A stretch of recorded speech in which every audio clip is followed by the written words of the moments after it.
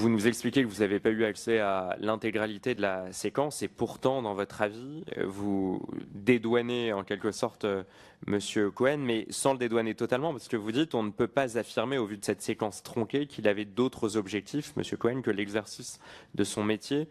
Est-ce que vous pensez que, dans votre rôle de présidente du comité d'éthique, n'ayant pas eu accès à l'intégralité de l'enregistrement et expliquant que, selon vous, on ne peut pas affirmer qu'il n'exerce d'autres rôles que celui de son métier de journaliste, est-ce que vous avez conscience qu'avec cet avis-là, ça a disculpé la direction de France Télévisions et ça a protégé M. Legrand, alors même que vous nous avouez que vous n'avez pas eu accès à l'intégralité de l'enregistrement? Monsieur Cohen, effectivement. C'est-à-dire, le contexte de cette affaire, c'était une grande émotion, c'était un grand déferlement, etc.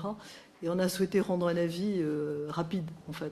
Et, il n'y avait pas eu encore le conseil d'huissier. Et d'ailleurs, on l'a rendu avant le conseil d'huissier. C'est-à-dire à un moment où on savait qu'il y avait eu possiblement montage, mais pas davantage. C'est pourquoi, bon, après il y a eu le conseil d'huissier, moi j'ai considéré qu'il n'y avait pas d'éléments nouveaux par rapport à la séquence. Et du coup, on n'est pas revenu sur cet avis.